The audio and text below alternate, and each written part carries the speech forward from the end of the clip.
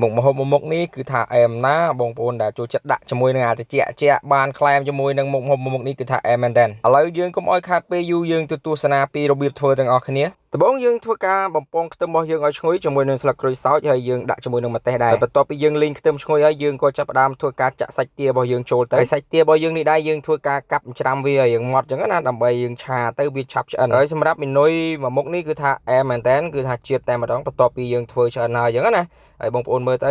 នេះគឺជាសកម្មភាពដែលយើងធ្វើការឆាសាច់របស់យើងឲ្យវាចូលគ្នាជាមួយនឹងគ្រឿងដែលយើងបានកាប់មិញណាហើយបន្ទាប់ពីយើងឆាមកទុះហើយយើងក៏ចាប់ផ្ដើមមកងុំវាឲ្យវាឆ្អិនហើយបន្ទាប់មកយើងចាប់ផ្ដើមធ្វើការវាយគ្រឿងហើយនេះបន្ទាប់ពីខ្ញុំធ្វើវាយគ្រឿងដាក់ស្ករប៊ីចេងឲ្យរួចហើយគឺថាវាពុះហើយវាឆ្អិនហើយបន្ទាប់ពេលវាពុះឆ្អិនហើយយើងក៏ចាប់ផ្ដើមធ្វើការយកវាហ្នឹងទៅចាក់ជាមួយនឹងបន្លែរបស់យើងហើយសម្រាប់បន្លែហ្នឹងដែរគឺមានដូចជាភ្លើងកែបមានដូចជាសណ្តែកបណ្ដោះមានដូចជាជីគ្រប់មុខអញ្ចឹងណាបងប្អូនគ្នាបន្ទាប់ពីហ្នឹងមកយើងចាប់ផ្ដើមធ្វើការចាក់ជាមួយនឹងទឹកត្រីកោះកុងហើយយើងក៏ស្រោចជាមួយនឹងឈាមទាដែលយើងបាន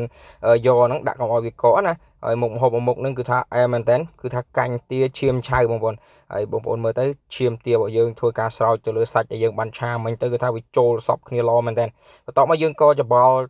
កាញ់ទារបស់យើងនឹងឲ្យចូលគ្នាជាមួយនឹងបន្លែមកគឺថាវាឆ្អិនហើយគឺថាអែមមែនតើ